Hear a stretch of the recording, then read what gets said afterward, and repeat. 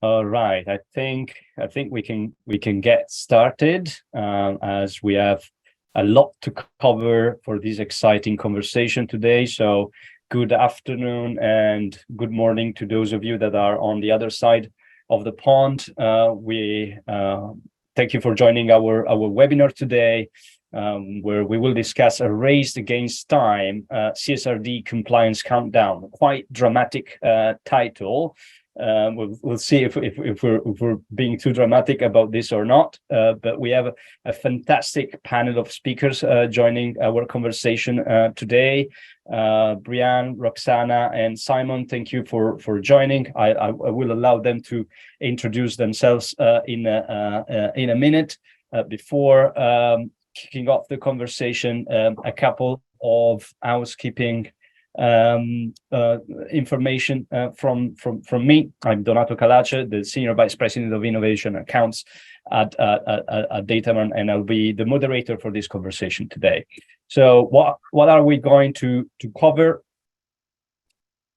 is, well, general housekeeping. We're going through it right now. It'll be over very soon, I promise. Then we'll have a conversation about reporting in compliance with CSRD, and that entails also double materiality, and we'll discuss about the risks of late action.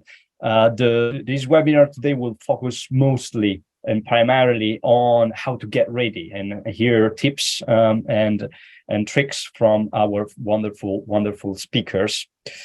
As for housekeeping, well, this event is being recorded, and the recording will be shared with all the participants following the session. For any technical difficulties, please chat to us via Zoom, and please submit your questions to our panel through the Q&A function.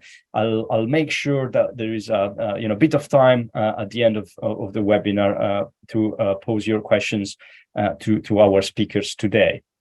And before we jump in the conversation, I think it's always helpful to have a bit of a catch up on where we are in the policy development progress of CSRD and ESRS, the European Sustainability Reporting Standards. So as many of you probably know already, EFRAG completed the draft standards last November and submitted those to the Commission, and the Commission published the delegated acts for public consultation back in June. Now the public consultation is closed, and we can see that 604 responses were submitted. There is a breakdown of the responses here. So what means in terms of next steps? Well, the final delegated acts are expected soon. When those are released, there are rumors that it could be even this week, tomorrow. There will be 2 months of comment period from the EU Parliament and the EU Council, and then finally we probably have the finalized delegated acts. In the meantime, there are also other interesting developments that we can all wait for, which are additional guidance, implementation guidance coming from EFRAG, and these will include the coveted ESRS data points spreadsheet, the double materiality implementation guidance, the value chain guidance, and apparently also an ESRS IFRS interoperability table. Like I said to some clients in our communities, like Christmas in the middle of the year, if we get all of this good stuff. Right. So without further ado, let's go to the conversation today, and I'll stop sharing my screen so you can see the speakers, and I'll ask our speakers to give a brief introduction about their roles and what they do in their organization. But please keep it brief so we can move with the conversation today. Simon, do you want to kick off? Yeah, no problem. In the Netherlands, we normally say ladies first, but if you want me to start, then I will do so. So my name is Simon. I've been with Philips for a little over 25 years, of which the last 15 years in group sustainability. There I'm responsible for, amongst others, all our ESG disclosures. So I've been involved in that for some 15 years. and I've seen the business also evolving, basically coming to a tipping point where we are, but we'll come to that later in the session. I'm also responsible for contacts with our ESG investors, which is a growing population. And lastly, I'm responsible for the climate action program within the company. And I'm having a number of unpaid jobs, one of which is sitting on the EFRAG Sustainability Reporting Board. So some of the stuff that we will be discussing, I've been very, very involved with. Thank you. Thank you, Simon. Brianne, do you want to go next? Yeah, sounds good. Thanks, Donato and the Data Moran team for having me here today. Brianne Sood. I'm part of the Global Enterprise Sustainability Organization within Boeing, and I'm responsible for how we're prepping our organization for CSRD as well as the other emerging global sustainability disclosures that we're seeing come out. Excellent. And Roxana, last but not least. Yes. Hello, everyone. My name is Roxana Kutsa, and I'm an ESG accounting consultant within the ESG controllership team, and I'm based in Bucharest, Romania. This team was established under corporate accounting as a result of the increasing number of regulations that were proposed in the ESG space, which will impact the financial reporting. I've started my career at EY in audit, and I've been in Dell for 7 years. I initially joining the statutory team and subsequently moving to the ESG controllership. So my background is related to finance and reporting. Fantastic. So I'm very excited to have this conversation with you today. Thank you for making the time to join our conversation, because I love this diversity in background that we have here. We have sustainability, we have policy, we have accounting, which is a good reflection of all the skills and the teams that you need to have involved for complying with CSRD. So I want to kick off our conversation actually hearing from our audience today, and I will launch our first poll for the day, and I think you'll be able to see it, right? So the first question is quite straightforward. When will your organization be subject to CSRD? And obviously, the different options here are 2025, covering reporting year 2024, 2026, covering reporting year 2025, after 2026, and there is also, we haven't established that yet, because it's possible, it's not always straightforward, right? So we'll allow 10 more seconds, and then we will end the poll. Interesting answers that are coming in.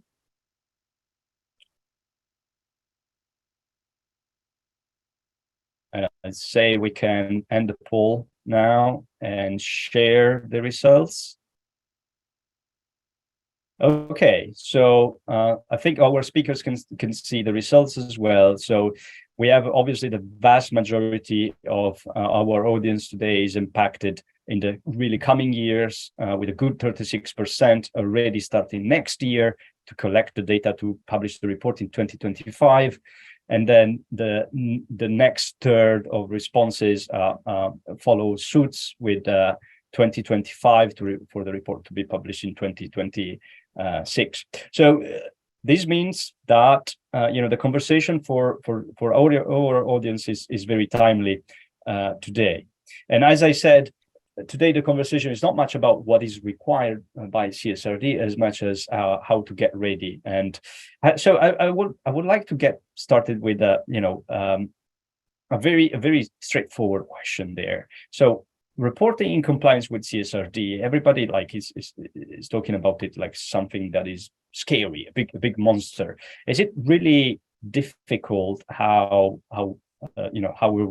we're hearing? Roxana, would you like to start and share your considerations? Sure. Unfortunately, the answer is that yes, it is difficult, and I can mention a couple of aspects that I think when considering CSRD's complexity or difficulty.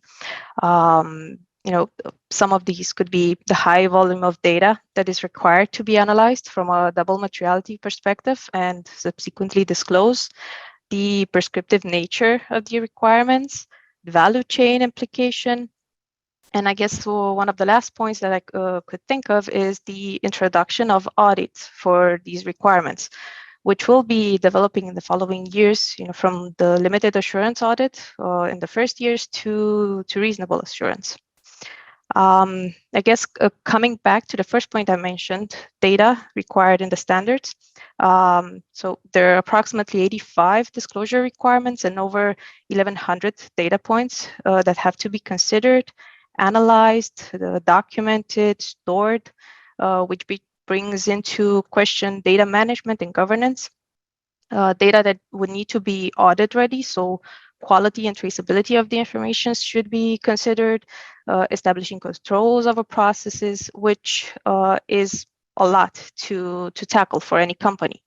And I can give an example of one requirement from S1 on workforce, which, for example, would require us to disclose training hours, which isn't necessarily a difficult data point, but if you don't have a system in place to track training hours, it might be difficult to put a system in place or have these hours logged in the time frame that you would need to report, depending on budgets, depending on availability, resources, etc.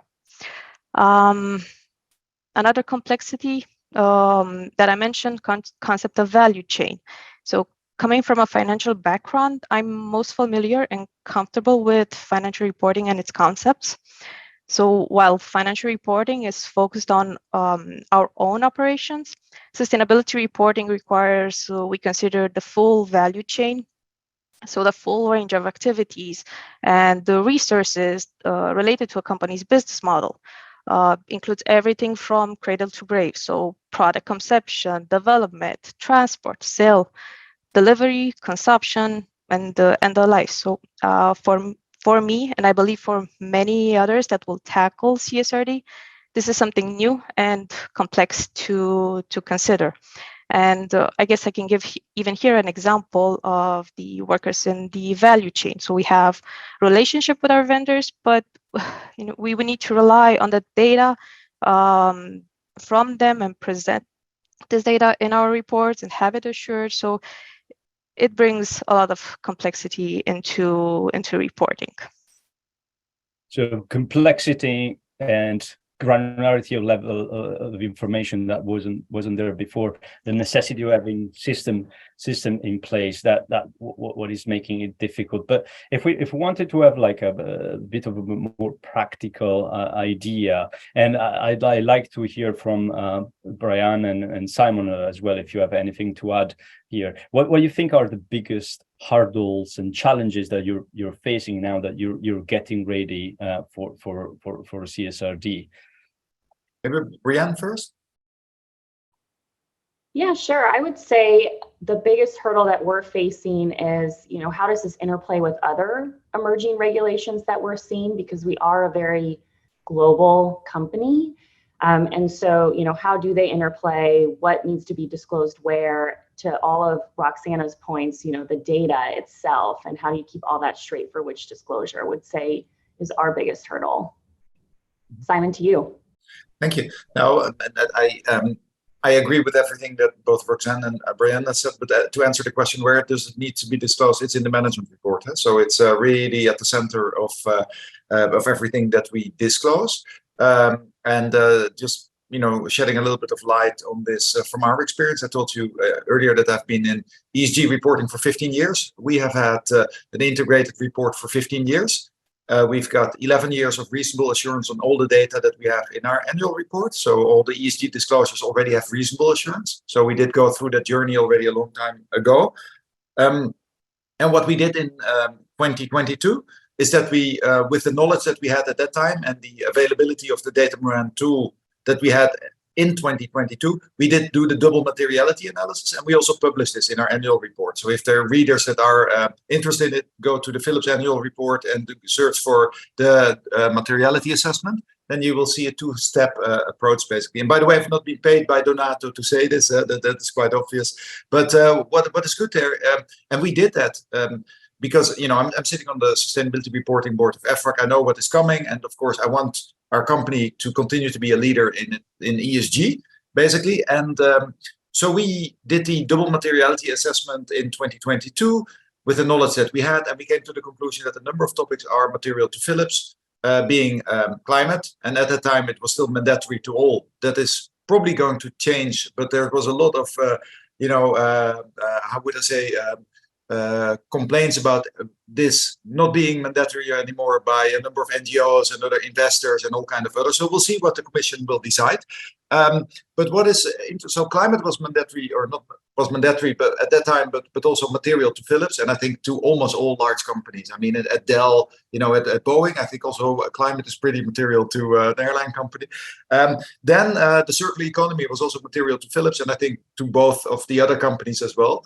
On top of that, you cannot claim that your own workers are not material if you want the best place to work, and our people are most important resources and what have you. So workers in the value chain, again, I think for all the companies here at the table are material, and for us also consumers and end users are a material topic, as well as G, as we are working in a very regulated industry, and I think we all have had our issues from time to time.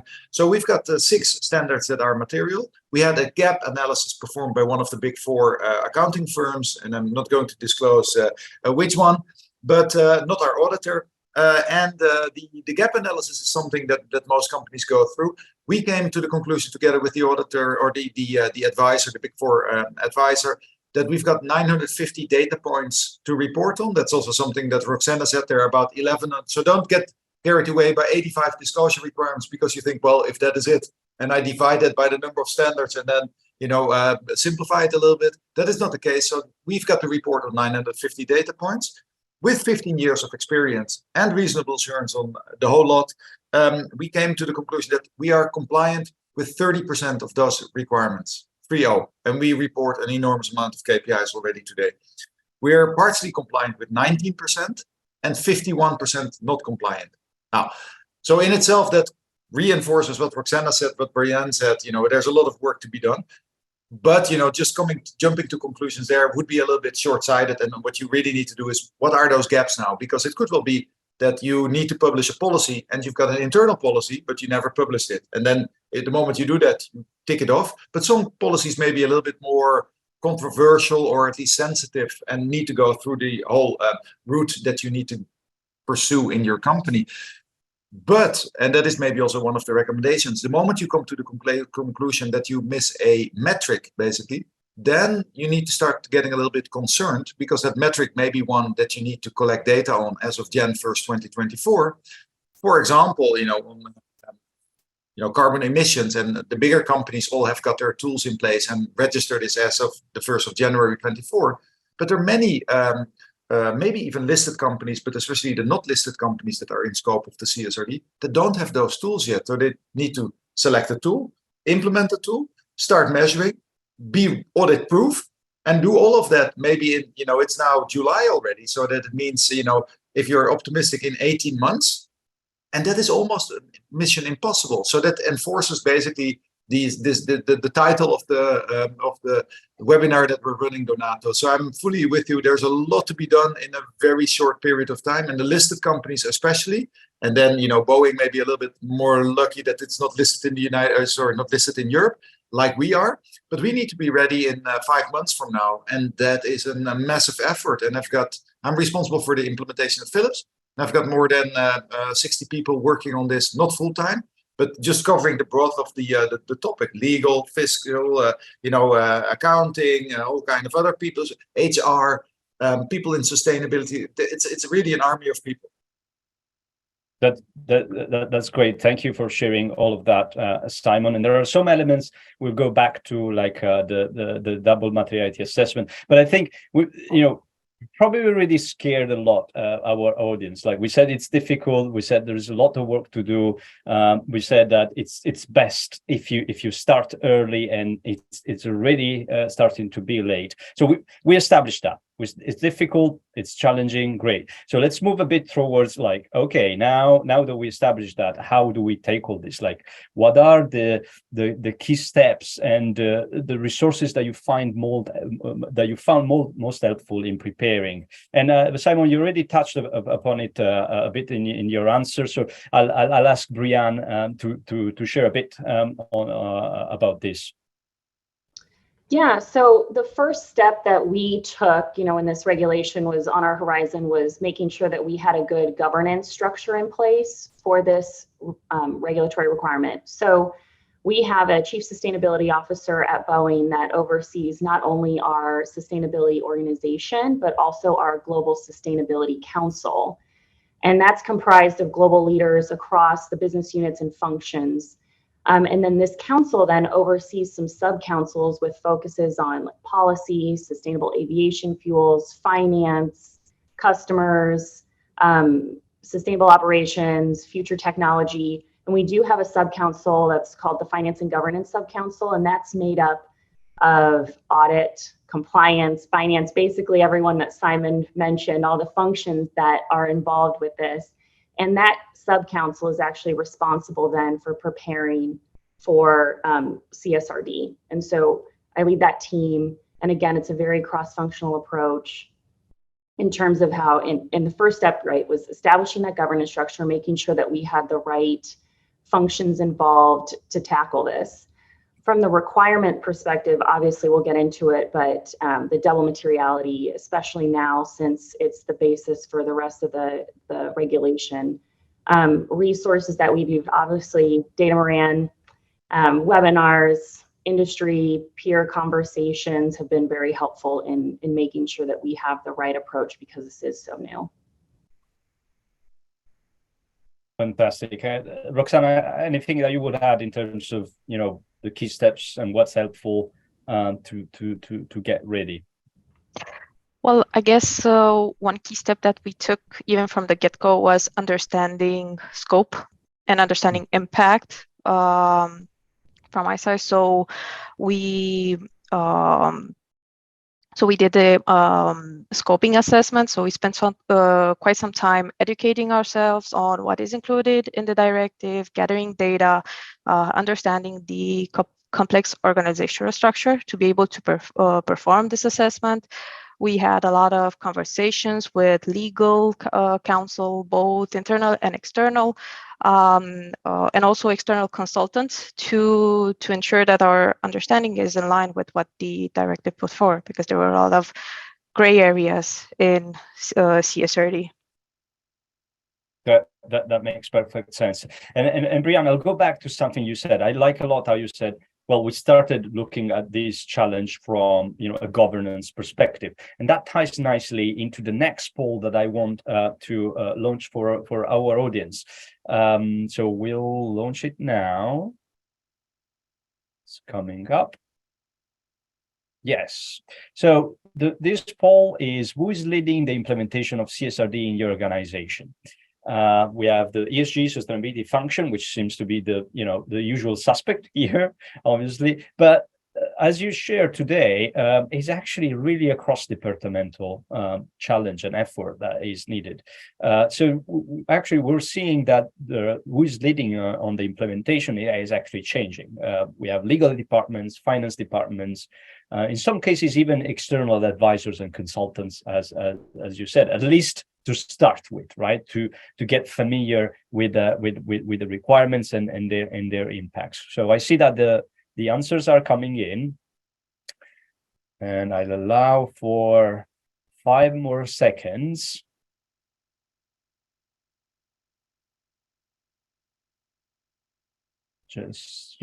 Okay, great. Sharing the results now.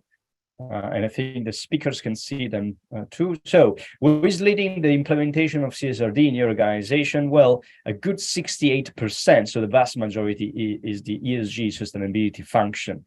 However, the second runner there is the finance department, which, considering the fact, as Simon was explaining, that these disclosures will go in the management report that is part of the financial statements. it really makes a lot of sense. Legal department is a minority among our audience, but also we've seen that because these are mandatory requirements. There are external advisors following. That's just a minority. And interesting, there is others as well. So that would be curious. I would be curious to understand from our audience, what others mean. So if you can put that in in the chat, in the Q&A, we'll track that. Then I'd be curious to hear from our speakers. What do you think about these results? Do they reflect your expectations? If I can start, Donato. So basically, what we've seen in Europe, and we interact with all kind of stakeholders in the Netherlands.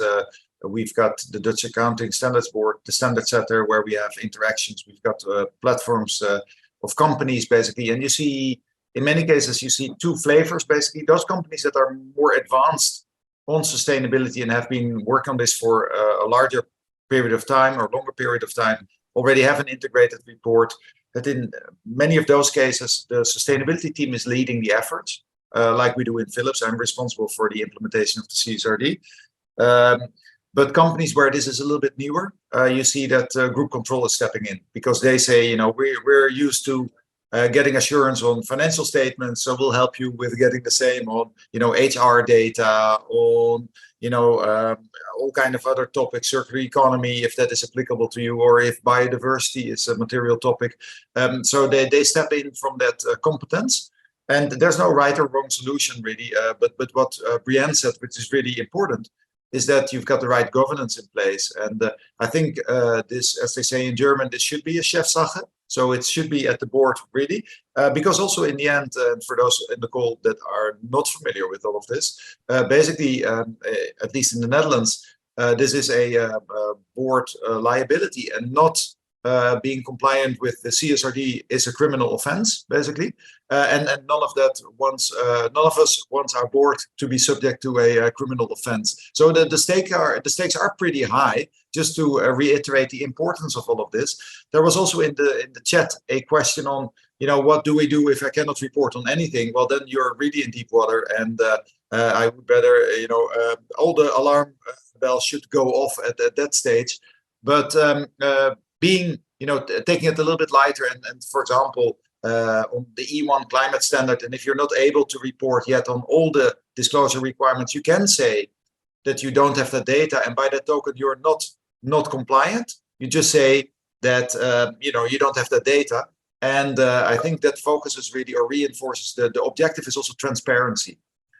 The question is, if you're a major oil company and you cannot say anything about your scope 3 emissions, basically, how credible that is. And also whether, on the one hand, you advertise how important the climate is for you, that you are committed to science-based targets, but you don't have any clue on your scope 3 emissions.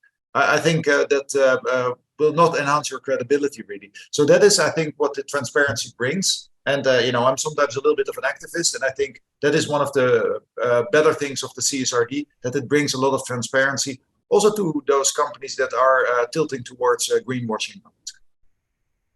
You raise a very important point about the board and the leadership responsibility there, Simon. And I'm curious to ask to Brianne and Roxana, how is your leadership reacting to all this? Like, what questions they're asking? Are they, prepared enough? Are you preparing them? Are you educating them? Brianne, perhaps you want to start on this? Yeah, sure. So we're lucky, again, going back to governance structure, right? Like our CSO reports to the GPP committee, which has a responsibility for sustainability and climate-related risks. So he does report regularly to the board on our progress for preparing for CSRD and other regulations. What else can I say? He's also an EXCO member as well, so he does report to the president and CEO of Boeing, as well as, he's been a really good advocate working with his EXCO peers to make sure that we are preparing for this. And again, going back to that governance structure and how important that is, because this is so cross-cutting. it's been very important, and he's been a good advocate. Education has been key. He has a roadshow deck that he talks about, and then as time goes on and they begin to understand the actual implications of this, then we start talking about how we're preparing for the regulations. Great, fantastic. So I'll move our conversation to the next topic, and Simon, I promised that we will go back to the double materiality assessment as a key aspect to get ready. And this is time also to send our third poll to the audience. So we launched the third poll, which is about double materiality assessment. So the poll is: when are you planning to conduct your double materiality assessment? And the different answers are, well, right now, so in this quarter or next quarter of 2023, or in 2024, or we haven't decided yet. So let's see.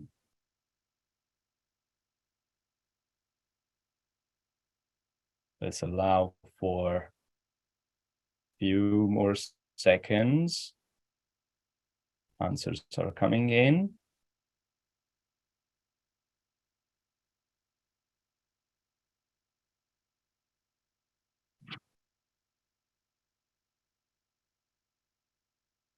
And we can share the results.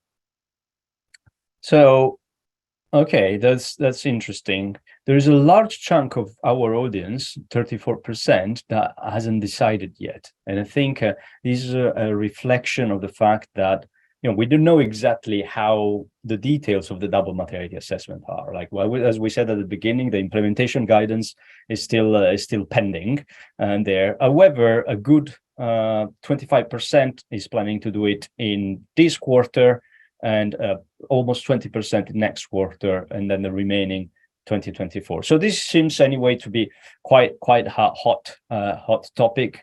There, obviously, we don't have the time to go into the details on how to conduct a double materiality assessment today, but I think a good question in terms of getting ready and prepared is: do we need to wait until the CSRD really kicks in to conduct a double materiality assessment, or is it beneficial to conduct a dry run, like a test run initially of a double materiality assessment? And I know that you in your organizations are doing it. So I'm curious to hear your answers. Perhaps Simon, do you want to kick off? Yeah. So and it's interesting that I think it was the largest percentage that said we don't know yet. Well, if you don't know yet, you better get your act together, because all of what you need to disclose starts with the materiality assessment. So if you don't know if water is a material topic to you, and also there, if you've been doing this in line with the GRI, I don't expect the double materiality assessment to suddenly, that suddenly all kind of topics pop up that you never thought of before. I mean, if you then you've been sleeping, I think, and none of us are. At least that's what I hope. So and also there was a question in the chat about the availability of the double materiality guidance. And for your information, EFRAG is working on the guidance. We've seen some initial versions of this. It's going to be more user-friendly because it was a little bit academical, with a lot of questions, hypothetical questions that could be posed, where if you are, don't forget, and maybe for people here on the call, the CSRD will apply to 50,000 companies in Europe. Only 50,000, and I would say 49,000 of those don't have any clue what they need to do. But they've never heard about a double materiality, let alone single, or maybe I should rephrase it. They've never done a single materiality, let alone a double materiality. So this is already quite new. And if you then start with an implementation guidance that gives you, 50 questions that are very complex and written in the way a standard is written, that is not what people are waiting for. People want to know, what is a double materiality assessment? Why do I need to do this? And tell me how to do this. And then give me a number of steps really to go through. That is what is needed. I think with what we have today already, the impact materiality of the GRI is a very good starting point. And for those people on the call that have done this already before, then you are in a good starting position at least. What you should add to that is the financial materiality, which is the difference between the two, single and double materiality elements really, or impact assessment. And that is, I think, something that will be clarified in the guidance that EFRAG will be publishing. I think it will be August when this will be published. There will be a draft at least, and with this draft you can do whatever you need to do and be able to start this process in Q3. I would really recommend, especially those European companies, latest do this in Q3, and then there may be still some tweaks to all of this. And somewhere in the beginning of 2024, you need to redo it to make sure that you've got all the material topics for your disclosures in 24 in a row. But don't wait really, because there is very limited time that we already referred to. And I think also if you're using the tool, and again, I'm not being paid for this, but if you're using Datamoran, there is a possibility today to already play around with this. It's not 100% in line with what the CSRD says, because all the rules and regulations and the detailed steps are not stipulated yet, but I would say it's a 90% version.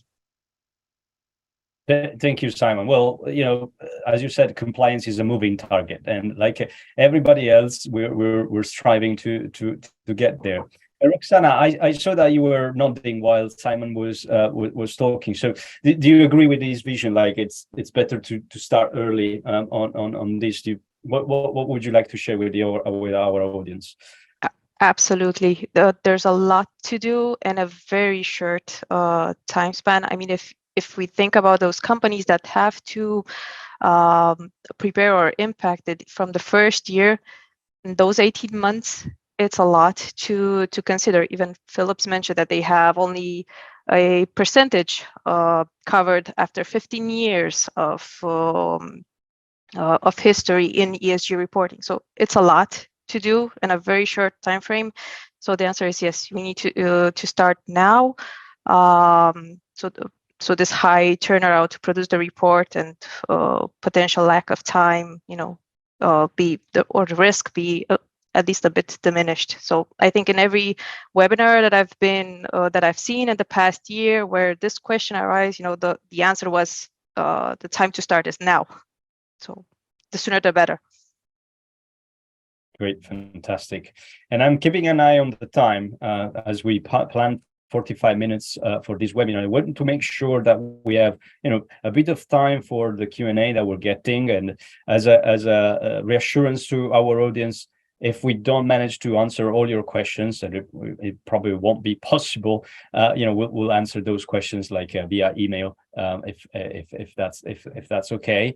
So I would like to move to the final segment of our conversation, which is about the risks of late action, right? And we already touched upon this in the conversation so far, but now maybe we can unpack a bit this topic specifically, and we can do this by hearing from our audience first.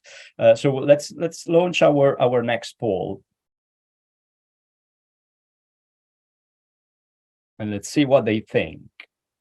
So the fourth and final poll for today asks, what is the biggest risk for your organization arising from CSRD? Well, the first one is quite obvious: failure to comply and related sanctions. Then second one is increased litigation due to more information in the public domain. Third one is excessive reporting burden, higher cost to data management, audit, advisory. And then we have lack of internal capacity, which means it's hard to find the right talent on the job market to actually help comply with the requirements. So responses are coming in. We'll wait 10 more seconds.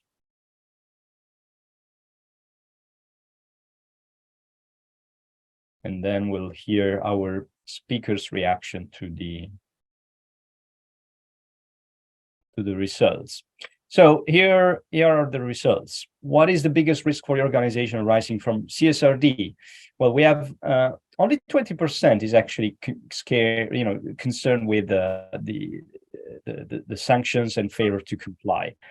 Then we have a minority of increased litigation risk. I think this could grow in the future as the first disclosures are out, and actually we see litigation coming up from disclosures.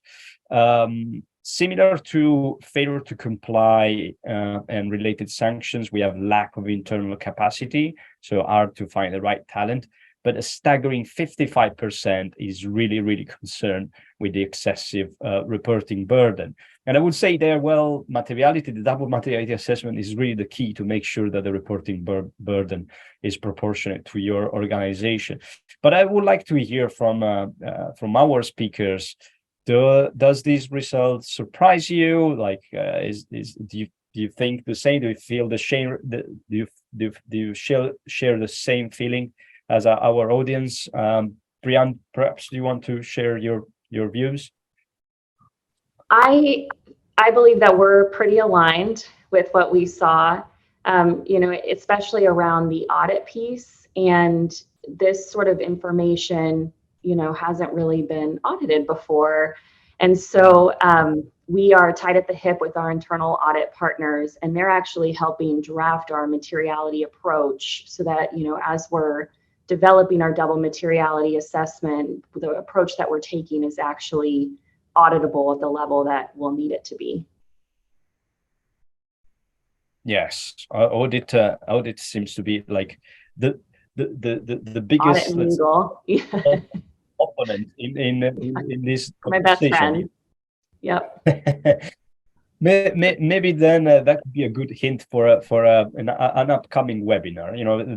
Preparing auditability of CSRD in your processes. Like I already see the title of that.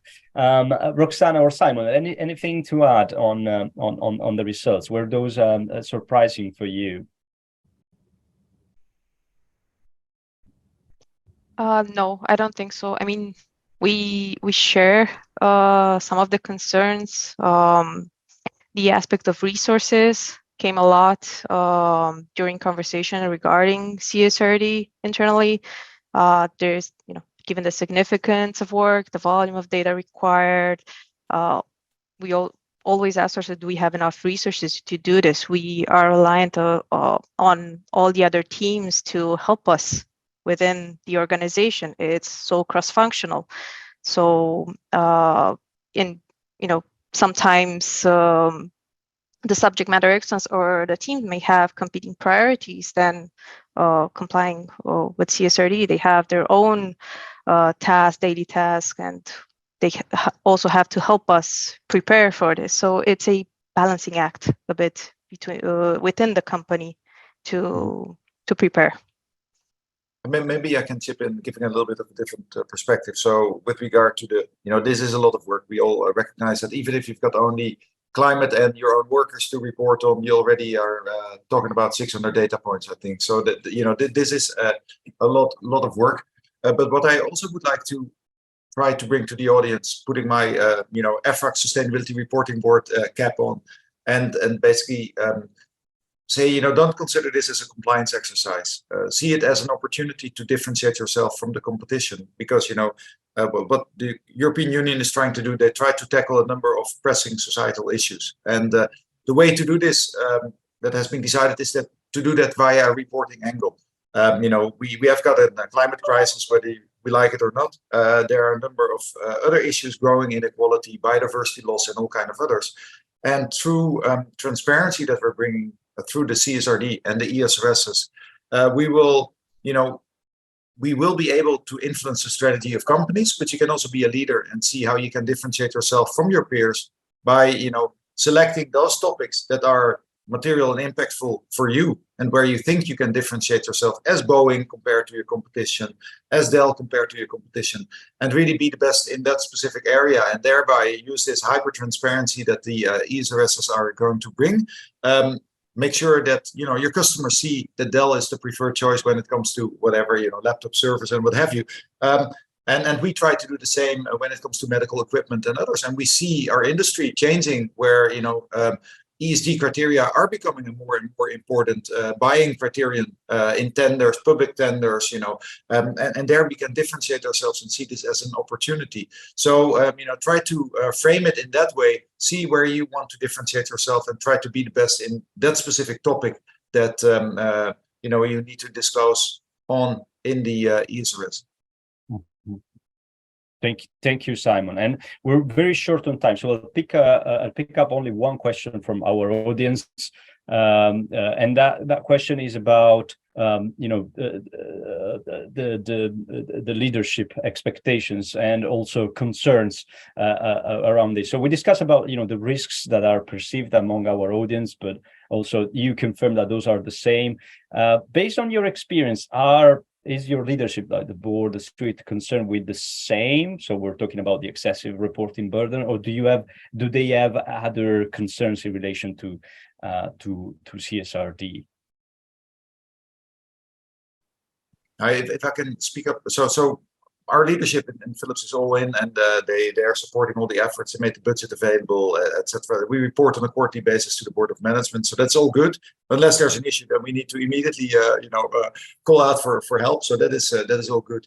But what is concerning, and we've had some discussions with the European Commission on that, is that the CSRD is not the only thing large companies need to report on. There's also the EU taxonomy. And the Taxo 4, which is the second delegated act on the remaining 4 environmental objectives, seems to have the same implementation date when it comes to alignment reporting. And if you're a little bit into this area, you know that this is an enormous amount of work. So I already told you that we've got some 60 people working on the CSRD implementation. We simply don't have the resources to do the same for the Taxo 4. And that is where our senior management and myself are raising a voice and also try to mobilize industry platforms to make the Commission aware that you can't have it all, basically. So the CSRD is important, it's good, it takes a lot of effort, but you can't do on top of that another major implementation, not in our company, and let alone in a smaller company where you may not have the resources, you may not have the board support, etc., etc. So that is something that I think the European Commission should really be concerned about and should really listen to the feedback of willing companies, but also realistic companies. Thank you, Simon. That sounds fair and reasonable, and I think it also links to something that Brianne said at the beginning, like not taking CSRD in a void, but looking at like the overall trend of all these policies and their interaction. There's a lot that is coming up for sure. I think our time is up. I just want to see whether Roxana or Brianne have a final comment or consideration to share with our audience. No, just thank you so much for having me. I appreciate it.